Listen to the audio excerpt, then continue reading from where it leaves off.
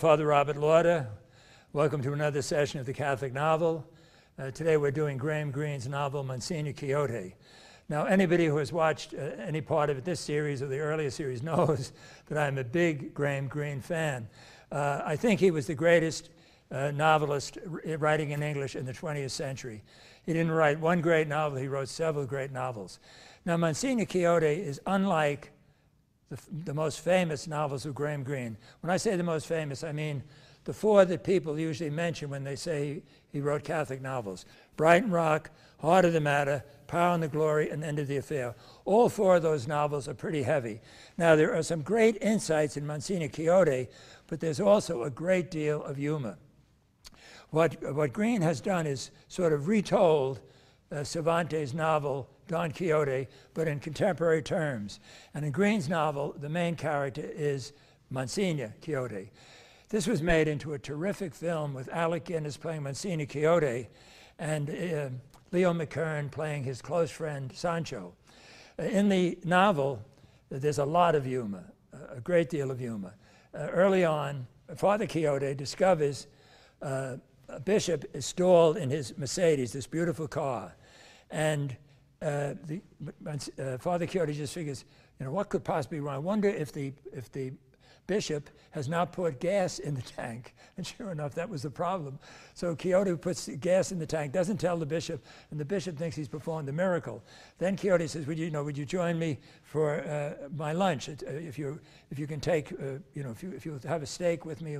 So he goes in, he tells the housekeeper, there's a bishop staying for lunch, so we'll give him part of my steak. She says, we can't give the bishop that steak. Why not? He says. She says, because it's horse meat. You mean all the other steaks you gave me were horse meat? Yeah.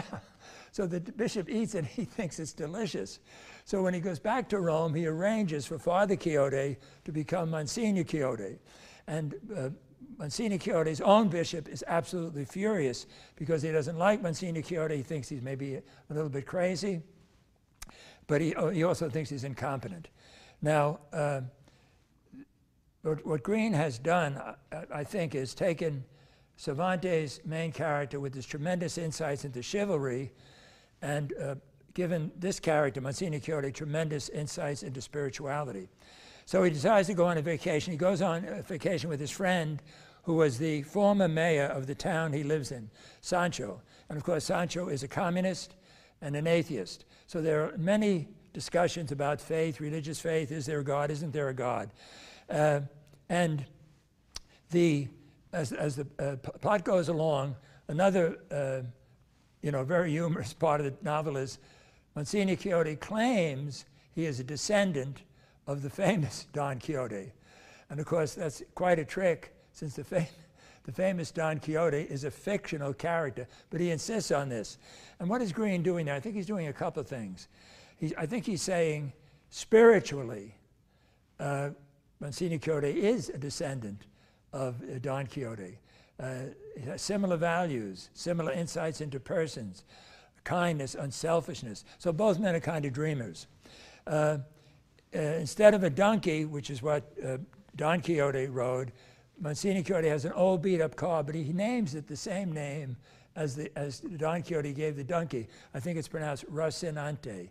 So there's lots of humor in the novel, right? Toward the end of the novel, Monsenhor Quixote and the communist Sancho are in a car accident.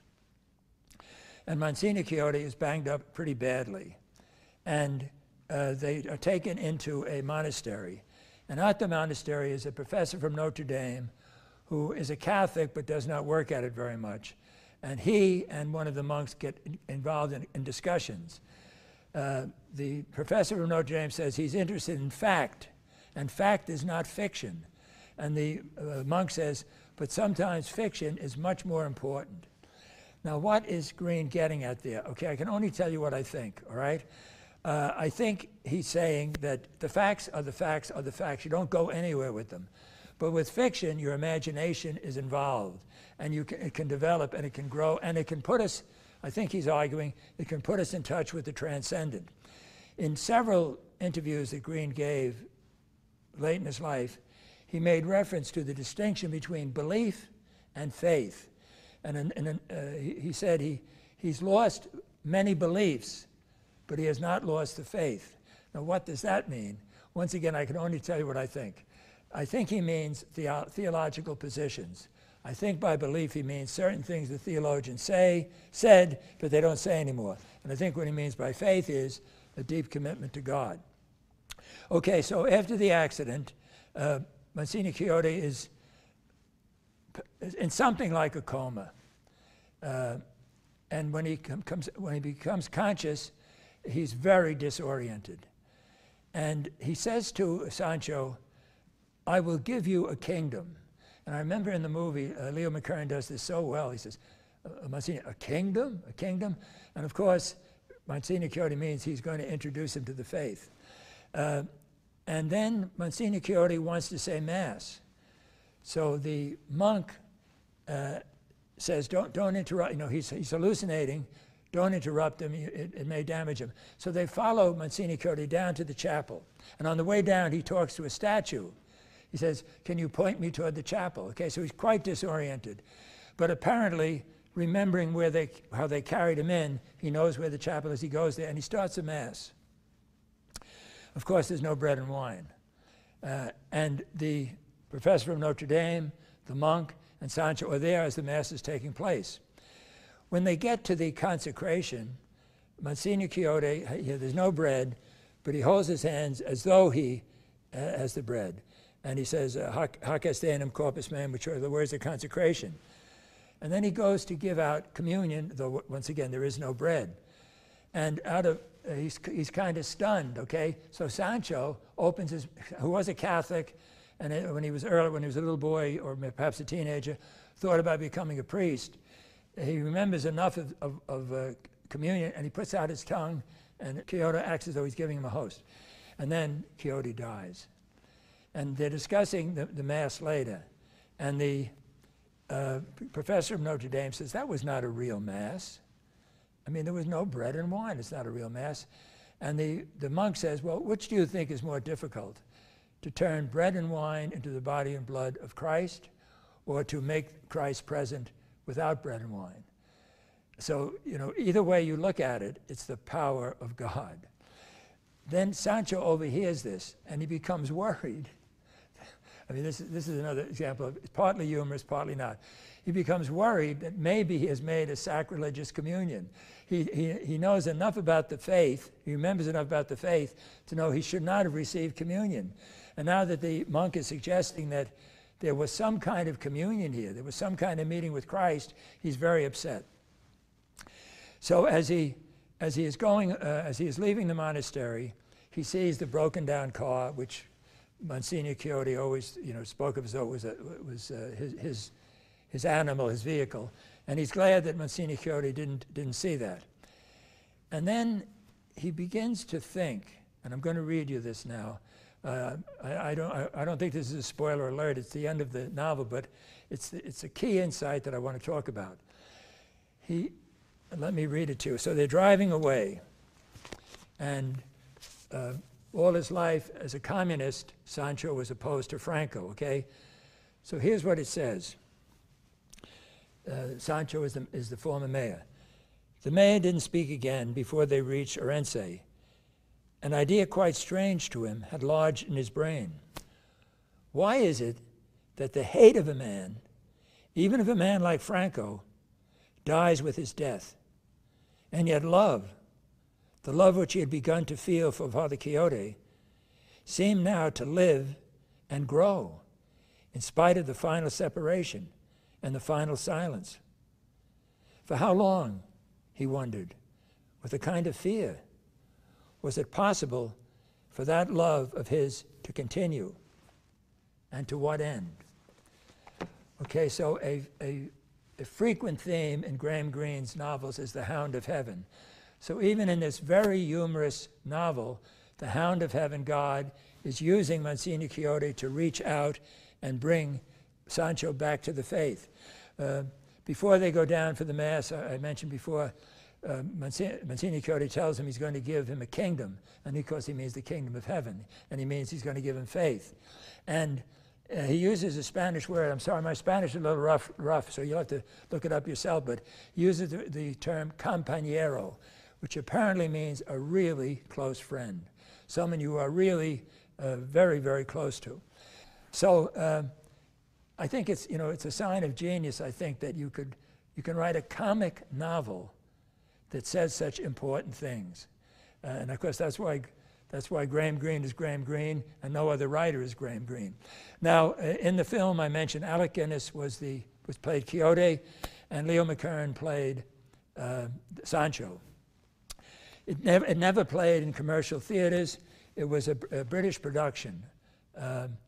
So you can only catch it on TV, though I did show it in one of my festivals. I guess we got a DVD of it. That reminds me of another great film. I don't know how these decisions are made. I think it's called The Sacred and the Black, with Gregory Peck. He plays Monsignor Flaherty, who helped a number of Jews hide during the Second World War from the Nazis. Once again, that was a great movie. I wonder why it wasn't playing in theater. So I guess somebody makes a judgment. This is commercial, we can play it in a theater, and this isn't. But if you are interested in films at all, get a hold of these two. In terms of this particular series of 8 novels, this one is very different from the other 7. Okay, it's not like Silence, which is very, very heavy. It's not like The Ninth Hour, though there is humor in The Ninth Hour. Humor is sprinkled throughout this. So just the fact that the main character thinks he's a descendant of a fictional character, that alone is a laugh, okay? And treats his automobile as though it's an animal, that alone is a laugh. And then there's other things going on between the two of them, about the whole situation in Spain and so on. The villains, you know what else I thought of reading this book? The musical Man of La Mancha. And the words of the lyrics to that great song, To Dream the Impossible Dream, that would fit Monsignor Quixote perfectly. To dream the impossible dream, to fight the unbeatable foe, to strive with your last ounce of courage, to go where the brave dare not go. This is my quest, okay? And if you've seen the musical Man of La Mancha, it's a great, great moment. I mean, it actually moves you physically. It's so touching and so wonderful. And that's, the message of the novel is similar to Cervantes' novel. The dreamer is right. And fiction may say things more profoundly and more deeply than history, because the fiction writer has a chance to move around and touch what the historians has to wait to somehow appear among us. So all 8 of these novels that we're doing in this second session, I recommend all of them. But this one is just a little bit different. In that sense, it's a little bit lighter, though finally I embrace completely that those we have loved, after they die, can reach back to earth and affect us and influence us. I believe that's part of being redeemed and saved, that when holy people die, the church on earth gets stronger and stronger. And maybe that's the message of this novel.